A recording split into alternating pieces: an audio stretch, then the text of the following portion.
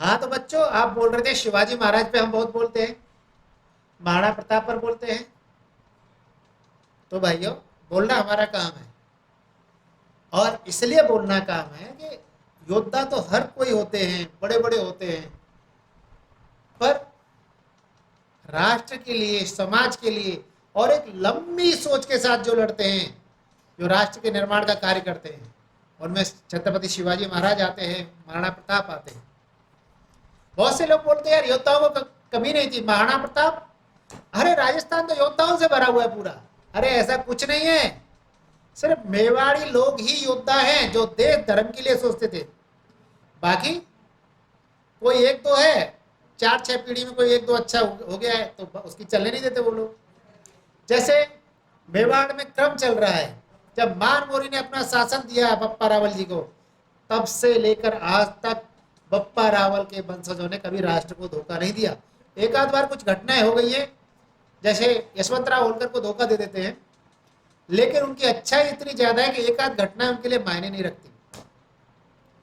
दूसरा सवाल, ये मेवाड़ के लोग ही हैं, ये चाहते तो समझौता मुगलों से कर लेते, ये चाहते तो बाकी लोगों से समझौता कर लेते, लेकिन नहीं, क्योंकि जो समझौता होता तो बात वही आती जजिया की।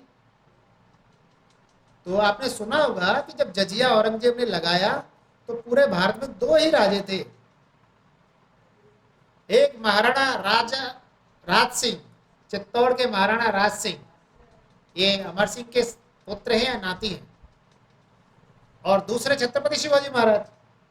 शिवाजी महाराज औरंगजेब को जब पत्र लिखते हैं तो बोलते हैं तुम मुझसे जजिया लेके दिखा दो या महाराणा राज सिंह से जजिया लेके दिखा दो, तो जाने हम तुमको। तो ये चीज रही है। दूसरी बात, हम बार बार बोलते हैं कि देखो भाई, मुगल विरोधी और मुगल भक्त ये 2 अलग अलग चीजें हैं, बिल्कुल एक दूसरे के विरोधी हैं। अरे महाराणा प्रताप का अपना भाई जगमाल वो मुगल भक्त है, और महाराणा प्रताप मुगल विरोधी, सगा खून है, उसी महाराणा उदय सिंह का बेटा है जगमाल, तो क्या वो महाराणा प्रताप के जैसा हो जाएगा? कदापि नहीं, कदापि नहीं। अरे जो मुगल भक्त अकबर के साथ चित्तौड़ में आते हैं, और जब चित्तौड़ ढह जाता है, पतन हो जाता है, तो चित्तौड़ के योद्धा तो मारे जाते हैं, लेकिन जब चित्तौड़ के आम लोगों का कत्लेआम होता है, तब ये मुगल भक्त उस मुगल सेना के साथ थे, पूरी ताकत के साथ थे और खुश थे, कोई दुखी नहीं था। तो भाइयों, ऐसा कैसे हो जाएगा? मुगल भक्त अलग चीज है और मुगल विरोधी, उनके लिए बारंबार प्रणाम। रही बात अन्य रजवाड़े हुए, जैसे महाराजा अजीत सिंह हुए, महाराजा जसवंत सिंह के पुत्र, ये क्षत्रिय हैं। लोग बोलते सब राजपूत क्षत्रिय, अरे ऐसा नहीं है। क्या हो गया है कि जो सिर्फ तलवारबाज हैं और जिन्होंने कभी शास्त्रों का अध्ययन नहीं किया, तो वो योद्धा हैं, और योद्धा की तलवार कब अपने भाइयों को उड़ा दे, कब अपने प्रजा को उड़ा दे, कब अपने राष्ट्र वालों को उड़ा दे, कब अपने धर्म भाइयों की गर्दन काट दे, कोई पता नहीं चलता। इसलिए शास्त्र और शस्त्र दोनों से सुसज्जित लोग ही क्षत्रिय होते हैं, और उनमें से आते हैं महाराजा अजीत सिंह। क्या होता है, जब महाराजा अजीत सिंह अजमेर पे कब्जा कर लेते हैं, तो बाद में मुगल सेना अजमेर छीन लेती है, उनसे पराजित होते हैं, तो फर्रुखशहर से एक समझौता होता है, और अजीत सिंह को, महाराजा अजीत सिंह को अपनी बेटी उनको ब्याहनी पड़ती है। और बाद का कालचक्र ऐसा होता है कि महाराजा अजीत सिंह जाटों के साथ, मराठों के साथ और सैयद बंधुओं के साथ मिलकर के उस फर्रुखशहर की हत्या करवा देते हैं, और अपनी उस बिटिया को लाते हैं वापस, उसका शुद्धिकरण कराते हैं। मुसलमान बन चुकी बेटिया, मुसलमान सुल्तान के लिए, बादशाह के लिए ब्याही गई बिटिया को पुनः सनातनी बनाते हैं। तो जो पुनः किसी को सनातनी बना सकता है, जो धर्म को फैला सकता है, वही क्षत्रिय होता है।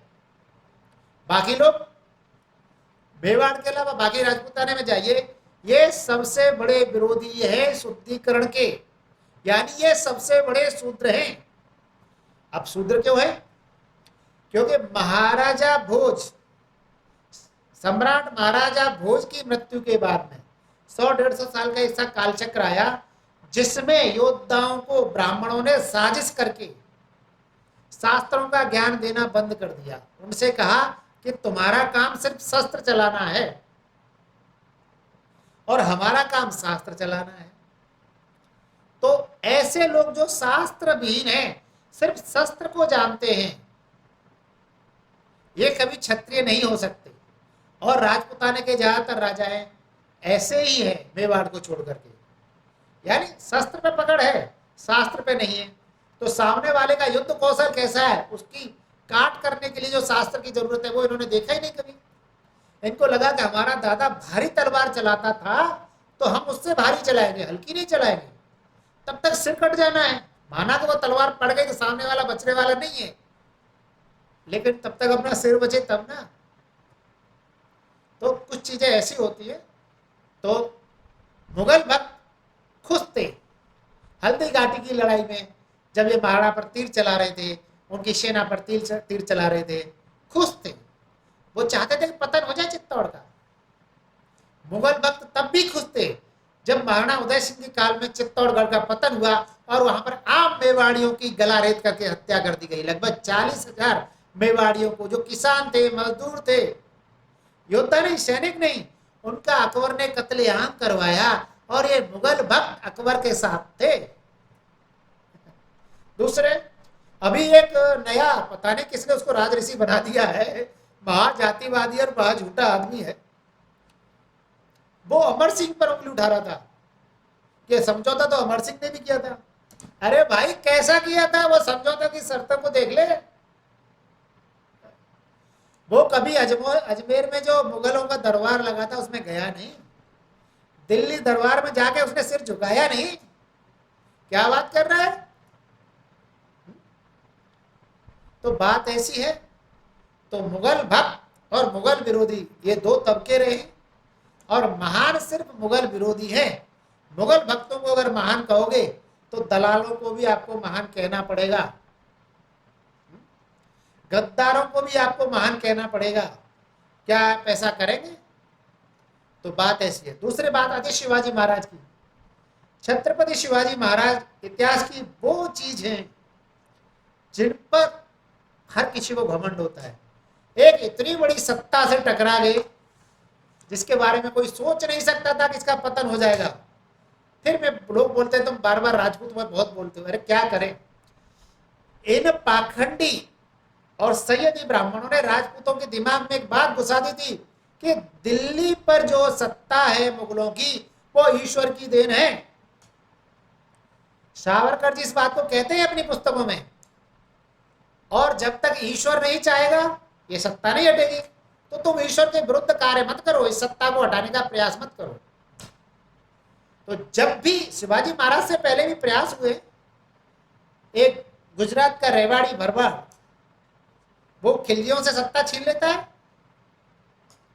बाद में कभी राजपूत उसका साथ नहीं देते, फिर वो युद्ध में मारा जाता है। इसके बाद तुगलकों का शासन आ जाता है। एक भिवानी का बढ़िया वैश्य व्यापारी वो सत्ता छीन लेता है दिल्ली की मुगलों से, युद्ध में पराजित करके। कभी उसको राजपूतों का साथ नहीं मिलता, जबकि मौका था